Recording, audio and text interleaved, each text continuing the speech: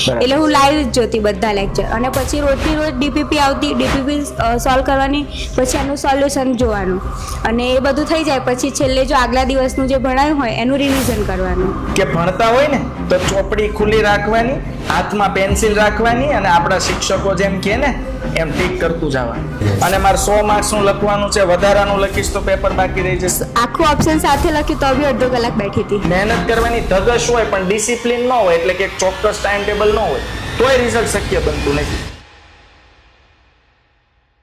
નમસ્કાર વિદ્યાર્થી મિત્રો, સ્વાગત છે વિદ્યાકુલ ગુજરાતી કોમર્સ ચેનલમાં અને વિદ્યાકુલના ઓનલાઈન પ્લેટફોર્મમાં આપ સૌ વિદ્યાર્થી મિત્રોનું હાર્દિક સ્વાગત છે. વિદ્યાર્થી મિત્રો, તમે આ વિડીયો, એમ તો આ વિડીયો નથી પણ આ મોટિવેશન છે તમારા માટેનું. જો જોવાનું શરૂ કરી દીધું હોય ને તો છેલ્લે સુધી જોજો, કારણ કે હું આજે વાત કરવાનો છું પટેલ ક્રિશા હિતેશભાઈ, કે જેણે ધોરણ 12 કોમર્સની પરીક્ષામાં એક એવું સ્થળ, આણંદનું એક ગામ સારસા ગામ, અને સારસા કેન્દ્ર છે, એની આસપાસના ઘણા બધા ગામ આ સારસા કેન્દ્રમાં આવે છે, અને આ કેન્દ્રમાં સમગ્ર સારસા કેન્દ્રમાં ફર્સ્ટ ક્રમાંક પ્રાપ્ત કરેલો છે. એટલે બેન ખરેખર કોઈ પરિચયનો મોહતાજ નથી, સારસા ગામનું ગૌરવ છે. અને આ સારસા ગામનું ગૌરવ હોવાની સાથે સાથે ક્રિશાએ વિદ્યાકુલને પણ ગૌરવ અપાવ્યું છે, કારણ કે વિદ્યાકુલની ટોપર બેચની સ્ટુડન્ટ છે. તો આજે આપણે વિદ્યાકુલની આ ટોપર બેચની સ્ટુડન્ટ ક્રિશા પાસેથી જાણી કે વર્ષ દરમિયાન એવું તે વળી શું કર્યું, કેવી રીતે તૈયારીઓ કરી કે કોમર્સના 7 વિષયોને હંફાવી દીધા. ભાઈ 7 એકથી એક વિષય કેવા danger, account, state, eco, BA, SP, English, Gujarat, અને જોરદાર માર્ક્સ આવ્યા છે. પણ બધો પરિચય આપણે ક્રિશાના મોઢેથી સાંભળશું. ક્રિશાને પહેલો પ્રશ્ન આપણે પૂછીએ દીકરાઓ. બેટા ક્રિશા, તારું 12 કોમર્સ ને એમાં કેટલા ટકા આવ્યા છે? મારા 12 કોમર્સમાં પીઆર 99.75 પીઆર છે અને ટકા 94% છે. ટોટલ ઓવરઓલ માર્ક્સ 658 થાય છે. વિદ્યાર્થી મિત્રો ધ્યાનથી સાંભળજો, આ કોમર્સ 12મું ધોરણ 2026 નું પરિણામ છે. 99.75 પીઆર, બરાબર, 94%, અને 700 માંથી 658 ટોટલ. આ કોઈ નાની વાત નથી. આ શક્ય જો બનતું હશે ને તો મહેનતથી બનતું હશે. તો હવે આપણે પ્રશ્ન એ પૂછીએ કે મહેનત કેવી રીતે કરી? નો ડાઉટ એ તો ફાઇનલ થઈ ગયું કે મહેનત કરીશ. તો ક્રિશા, મારો પ્રશ્ન એ છે, અને આ જેટલા પણ પ્રશ્ન પૂછું છું ને એ મારા આવનારા જે બાળકો છે, જે અમારી સાથે જોડાવાના છે, વિદ્યાકુલના માધ્યમથી ભણવાના છે, તો એમને ખબર પડે કે ભાઈ કેવી રીતે અમે તૈયારી કરીને સારું ટોટલ લાવી શકીએ. તો તમે મહેનત કેવી રીતે કરતા કે જેથી 94% જેવું સરસ મજાનું રિઝલ્ટ લાવી શક્યા?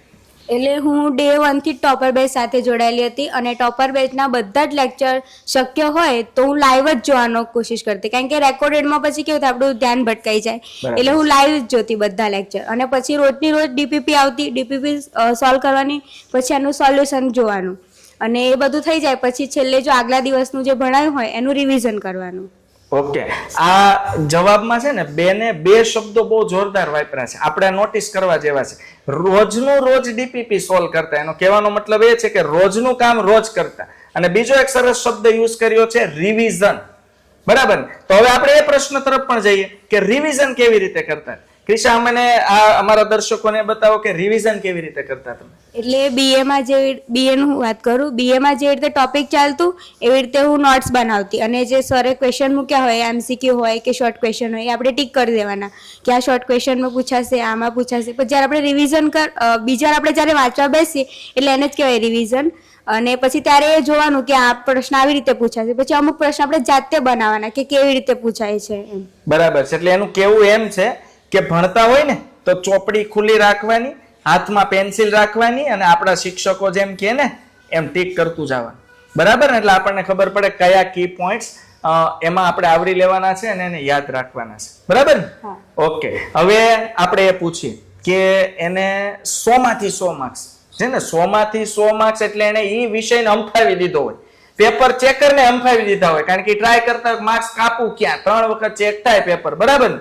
અને છતાં ન કપાણો હોય તો કંઈક તો એવું યુનિક કામ કર્યું હશે. તો પહેલા પ્રશ્ન એ પૂછે કે 100 માંથી 100 શેમાં માર્ક્સ છે? સ્ટેટિસ્ટિક્સમાં. સ્ટેટિસ્ટિક, આંકડા શાસ્ત્રમાં. અને 100 માંથી 100 આવવાનું જે રહસ્ય શું?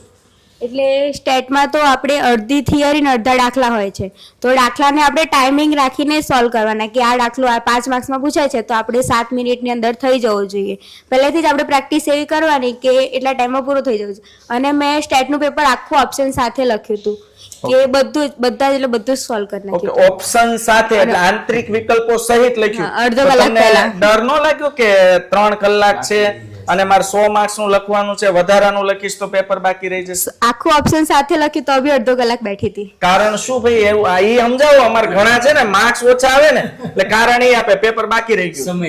સમય ઘટ્યો. તો શા માટે સમય નહોતો ઘટ્યો તમારે? કારણ કે મેં આખી ચોપડી આપણે ટોપર બેચમાં એકવાર થાય, પછી રિવિઝન બેચ આવે, પછી A1 પેપર સોલ્યુશન બેચ આવે, અને મેં પેપર સેટ બી લીધા હતા. ઓકે, કયા પેપર સેટ લીધા? યુથ વિદ્યાકુલ. યુથ વિદ્યાકુલના આપણે જે આપણા યુથ સ્વયં પબ્લિકેશનના પેપર સેટ, એના બધા પેપર સેટ સોલ્વ કરી હા, નાખ્યા? બધા સોલ્વ કર્યા. અચ્છા, એ બધા પેપર સેટ સોલ્વ જ કર્યા હતા કે 3 કલાકનો ટાઈમ સેટ કરીને લખ્યા એટલે હતા? 3 કલાકનો ટાઈમ સેટ કરીને લખ્યા હતા. જેવી રીતે આપણે 3 થી 6 આપણી જે એવી રીતે એક્ઝામ હોય છે એવી એ જ ટાઈમ રાખીને લખ્યા હતા.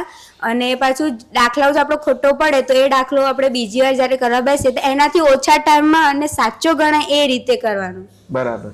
ઓકે, હવે મારે એ પ્રશ્ન પૂછી લેવો છે કે આજે તે પેપર સેટ યુઝ કર્યા, કારણ કે અમારા જે વિદ્યાર્થીઓ છે ને એની ઘણી બધી મૂંઝવણો છે, ઘણા બધા પ્રશ્નો છે. અમે તો એના જવાબો આપીએ જ છીએ, પણ તમે આ વસ્તુ જેમ કે તમે વિદ્યાકુલના ટોપર બેચ એટલે તમે ઓનલાઈનમાં ભણો છો, યુથ સ્વયં પબ્લિકેશનના એટલે પેપર સેટ તમે યુઝ કરેલા છે, બરાબર ને? એનો ફાયદો તમને ખરેખર થયો છે? હા, એટલે એવું જ લાગે કે પેપર નથી આપતા, આપણે ટેસ્ટ આપવા બેસા છીએ કે નોર્મલી ટેસ્ટ આપીએ આપણે. એટલે ઘણા માટે બોર્ડની પરીક્ષા એ એક મોટો આમ કહેવાય ને મોટું યુદ્ધ હોય છે, અને તારા માટે એક સામાન્ય રમત હતી, બરાબર ને? અને એ રમત દીકરાઓ એટલા માટે બની છે કારણ કે બેનની મહેનત છે, અને વર્ષની શરૂઆતથી મહેનત છે, અને મહેનતની સાથે સાથે હોય ડિસિપ્લિન. સમજો, મહેનત કરવાની ધગશ હોય પણ ડિસિપ્લિન ન હોય, એટલે કે એક ચોક્કસ ટાઈમ ટેબલ ન હોય તોય રિઝલ્ટ શક્ય બનતું નથી. તો આપણે હવે એનું શેડ્યુલ જાણીએ કે એનું શેડ્યુલ, એનું ડિસિપ્લિન કેવું હતું કે સવારે તમે જાગતા ત્યારથી લઈને સાંજે સૂઈ જાવ ત્યાર સુધીનું તમારું જે શેડ્યુલ, એમાં વાંચવાનું આવી જાય, સ્કૂલે ભણવા જવાનું આવી જાય, XYZ, એ કઈ રીતનું શેડ્યુલ હતું? એટલે હું સવારના 8 થી 9 અમારું ટ્યુશન હતું, કારણ કે અમારા સ્કૂલમાં ટીચર્સ નતા 12th માં બધા કોઈ સબ્જેક્ટના નતા રહ્યા. એટલે અને પછી હું 10 થી 5 સ્કૂલ જતી હતી. સ્કૂલમાં બી ટીચર્સ નતા એટલે જાતે સેલ્ફ સ્ટડી જ કરવું પડતું. અને અમે ક્લાસમાં બી તમારા લેક્ચર જોઈન કરતા હતા યુટ્યુબ વાળા. અને હા, ઓકે, એ ફ્રી વાળા લેક્ચર આવે ને યુટ્યુબ બરાબર છે. અને 5 વાગે આવીએ એટલે કાં તો જેમિસ સર હાજર હોય, કાં તો સ્ટેટ વાળા સર હાજર હોય. હાર્દિક સરનો લેક્ચર ચાલુ થઈ જ જાય એટલે એ લેક્ચર જોવાનું. પછી વચ્ચે 15 મિનિટનો જે ગેપ મળે એમાં જો આપણું કોઈક ટીક કરવાનું રહી ગયું હોય કે ગમે તે કાંક રહી ગયું હોય એ પૂરું કરી દેવાનું. અને પછી બીજો લેક્ચર ચાલુ થાય. ત્યાં લગી મારા પપ્પા આવી જતા હતા. ઓલમોસ્ટ લેક્ચરમાં મયુર સરના લેક્ચરમાં અને કેતન દાદાના લેક્ચર બધા જ જોયા છે લાઈ મારા પપ્પાએ. કદાચ પપ્પાને આપણે પરીક્ષા આપવાનું કીધું હોય તો આપી દે. મારા પપ્પા કે આ તમે લોકો બહુ ઈઝી છે, ટીચર આટલા સરસ ભણાવે છે તો તમારા 100 માંથી 100 આવવા જ જોઈએ. હા, સરસ સરસ. 100 માંથી 100 બીજા ઘણા વિષયમાં નથી આવ્યા, 2-3 માર્ક કપાણા છે. એવી કઈ ભૂલ કરી કે જે માર્ક કપાણા જે આ લોકો નો કરે? એટલે મારે થિયરી વાળા જે સબ્જેક્ટ છે ને એમાં હું પહેલેથી મારે ઓછું જ છે. પ્રેક્ટિકલમાં મારે વધારે પકડ રહી છે. થિયરીમાં હું નોટ્સ બનાવતી બધું જ કર્યું, પણ ઇકોના પેપરમાં મારે 2 પોઈન્ટ સમજાવવાના રહી ગયા હતા. એ 2 પોઈન્ટ્સના જ મને માર્ક્સ નહીં મળ્યા, બીજા બધા માર્ક્સ મળ્યા છે. અને BA તો સરે કીધું હતું કે જેવી રીતે 5 મુદ્દા 5 માર્ક્સમાં લખવાના, પહેલા પ્રસ્તાવના લખવાની, પછી મુદ્દાની લિસ્ટ, પછી મુદ્દા સમજાવવાના અને પછી છેલ્લે સમાપન. એટલે એમાં તો ફૂલમાંથી ફૂલ છે, પણ સેક્શન D માં છે ને મેં ક્વેશ્ચન વાંચવામાં ભૂલ કરી અને ખોટા પ્રશ્ન ચૂઝ કરી લીધા. એના લીધે મારે ટાઈમિંગમાં એ થયું. એટલે એમાં ઓછા છે. એકાઉન્ટમાં 2 ઘટ્યા તો શેના ઘટ્યા? એટલે એકાઉન્ટમાં 2 એટલે ઘટ્યા કે મારું પેપર તો પૂરું થઈ જ ગયું હતું, પણ મેં બીજી વાર ટેલી ના કર્યું. અને એની અંદર જે એક હવાલો હતો જે મૂડી પર વ્યાજનો 10,000 જે આવે, અને મેં 1000 કરે, એક 0 ના લખ્યો, એના લીધે મારા 2 માર્ક્સ કપાઈ ગયા. અવશ્ય આ વસ્તુ શીખવા જેવી છે કે પરીક્ષા આપીએ ને એ પહેલા ટ્રાય એવી કરીએ કે આપણું પેપર 15 મિનિટ વહેલું પૂરું થાય. જો 15 મિનિટ વહેલું પૂરું થાય ને તો વધતી 15 મિનિટમાં આપણે આખું પેપર ચેક કરી શકીએ, કંઈક બાકી તો નથી રહી ગયું ને. હવે વળી પાછો પ્રશ્ન તો એનો એ જ ને કે સર 15 મિનિટમાં વહેલું કેવી રીતે પૂરું થાય? તો એના માટે એડવાન્સમાં આપણે 3 કલાકનો પેપર સેટ વસાવીને 3 કલાકનો ટાઈમ સેટ કરીને કોઈના ભરોસે નહીં રહેવાનું. જાતે એનું સોર્ટ આઉટ કરવું પડે, લખીને તૈયારી કરવી પડે. બરાબર. હવે ક્રિશા, મારો પ્રશ્ન એ છે કે તું ટોપર બેચમાં જોડાણ, એની સૌથી પહેલા મતલબ આ તો ઓનલાઈન છે ને, આપણે એમ થાય કે ભાઈ ઓફલાઈન અને ઓનલાઈન ક્યારેક રજૂઆત કરવી હોય તો ક્યારેક એમ થાય કે મમ્મી વેણું લઈને પાછળ ન થાય, કેવું કેમ આમાં એમ. તો પહેલી રજૂઆત તે કોને કરી હતી? મમ્મીને કીધું તું. મમ્મીને કીધું તું, એટલે પૈસા મમ્મી ભરવાના હતા કે પપ્પા ભરવાના હતા? એટલે ઓનલાઈન પેમેન્ટ તો મમ્મી માંથી થવાની હતી. તો પપ્પાને કેમ જાણ નહોતી કરી? નહીં તો જનરલી આપણે કોઈ પણ સ્ટડી રિલેટેડ એડમિશન લેવાનું હોય તો આપણે પપ્પાને કહેતા હોઈએ, પપ્પાને કેમ જાણ નહોતી કરી? એટલે મને એવું હતું કે પપ્પા ના કહેશે, કારણ કે હું ઓફલાઈન ટ્યુશન ક્લાસીસમાં જતી હતી અને પછી એવું હતું કે પપ્પા ના કહેશે, કારણ કે હું ઓનલાઈન લેક્ચર જોતી હતી એ તો ખબર જ હતી, કારણ કે હું 9મા ધોરણથી જોઉં છું બરાબર. અને 8મા ધોરણમાં બી સાહિલ સર પણ એ ખાલી યુટ્યુબમાં જોતી હતી. એવું નતું કીધું કે મને પેડમાં લેવું છે કોઈ દિવસ, ટોપર બેચમાં જોડાવું છે, એવું નતું કીધું. અને 11મા ને વચ્ચે જ્યારે મારે શિષ્યવૃત્તિના પૈસા મારે એવું થયું કે પાસ થવાના છે, ખબર પડી ગઈ. પછી મારા મમ્મીને કીધું મમ્મી જ્યાં પૈસા આવે છે એને મને ટોપર બેચ લેવી છે. તો મમ્મી કે સારું, પપ્પા આવે તો પૂછી જોજે રાતના. તો એ શિષ્યવૃત્તિમાંથી પૈસા વધ્યા હશે, ટોપર બેચ લેતાય પૈસા. હા, એટલે મેં અર્લી એક્સેસ લીધી હતી. એટલે 11મા મેં વચ્ચે આ ટોપર બેચ લીધી. પછી રાતના જ એડમિશનનું મારે નક્કી થયું. ઓકે, એટલે હવે પપ્પા ખુશ છે ને? હા, પપ્પા બહુ જ ખુશ છે. એટલે વિદ્યાર્થી મિત્રો, મતલબ બેન એવું સાબિત કરે છે એનું રિઝલ્ટ કે જો ધગશ, લગન અને ડિસિપ્લિન થી કામ કરવામાં આવે ને તો રિઝલ્ટ અવશ્ય શક્ય છે. બરાબર. હવે આપણે એ પૂછીએ કે આગળ બેન શું કરવા માંગે છે. તમે હવે 12મામાં તો આટલું સારું પરિણામ છે ને, એમ ડેમ શ્યોર કે તમે બહુ સારું જ કરશો. કઈ ફિલ્ડમાં કંઈક બનવા માંગો છો? એટલે હું સીએ નું મેં સ્ટાર્ટિંગ કરી દીધું છે. હું સીએ બનવા માંગો છો. ઓકે, સરસ. બેનનો ગોલ છે પોતે ચાર્ટર્ડ એકાઉન્ટન્ટ બનવા માંગે છે અને આપણે બધા પણ એવી શુભકામના આપીએ.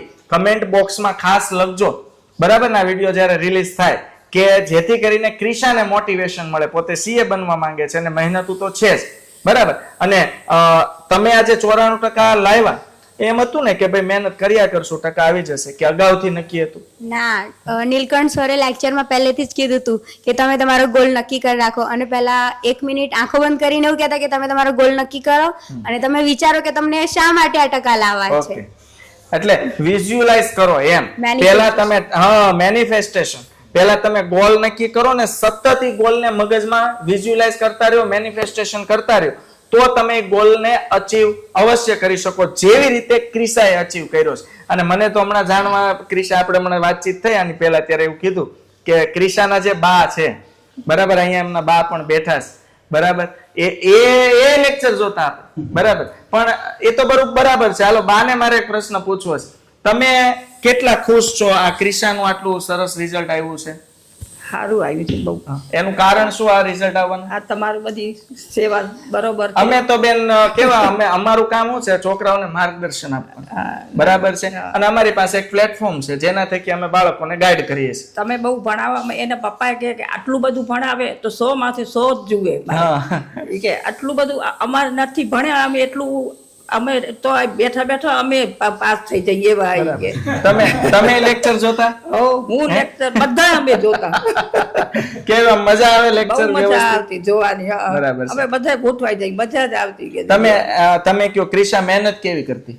એ નહીં તો મહેનત વધારે, તોય હજી એના પપ્પા કે હજી આટલી બધી મહેનત કરી, તારા ટકા હજી ઓછા છે. બરાબર છે. એટલી મહેનત એને કરી, મહેનત બહુ કરી, બહુ મહેનત કરી છે. એટલે અપેક્ષા સ્વાભાવિક છે, મહેનત પ્રમાણે અપેક્ષા હોય અને અપેક્ષા જેવાય માર્ક્સ આવ્યા છે. એવું બનતું કે એને વાંચવા બેસ એવું કેવું પડતું કે વાંચવાનું મૂકવા માટે કેવું પડતું? ના અમારા ઘણા વિદ્યાર્થીઓ એવા છે કે એને એમ કે સર ટકા બહુ સારા લાવવા છે, પણ મમ્મી ને પપ્પાનો મોટો પ્રશ્ન શું હોય, કેવું પડે તું વાંચવા બેસ, તું લખવા બેસ. ના, એને કેવું ના પડે. બસ દીકરા આવું જ થવું છે, બરાબર ને? ક્રિશામાંથી આપણે આ મોટિવેશન લેવાનું છે કે આપણે એવી તૈયારી કરીએ દરરોજની દરરોજ કે વાંચવા માટે આપણને કેવું ન પડવું જોઈએ, એનાથી રિવર્સ થવું જોઈએ કે ભાઈ હવે વાંચવાનું તું મોય, બરાબર ને? બસ જો આ લેવલ તમારું આવી જશે ને દીકરા, તો આ ઇન્ટરવ્યુ તમે જોયું, જે સમય ફાળવ્યો ને, એ પણ સફળ થશે અને તમારું રિઝલ્ટ સારું આવશે ને તમે પણ સફળ થશો. તો મેં કીધું એમ કે ક્રિશા પટેલ, ક્રિશા હિતેશભાઈ 94% લાવી છે, 658 માર્ક્સ. એ કોઈ નાની સફળતા નથી. તો આપણે બધા કમેન્ટ બોક્સમાં એને શુભકામના આપીશું. મળીશું ફરીથી નવા ઇન્ટરવ્યુ સાથે, નવા મોટિવેશન સાથે. ત્યાં સુધી આવજો. Bye bye, take care, C you, જય હિન્દ.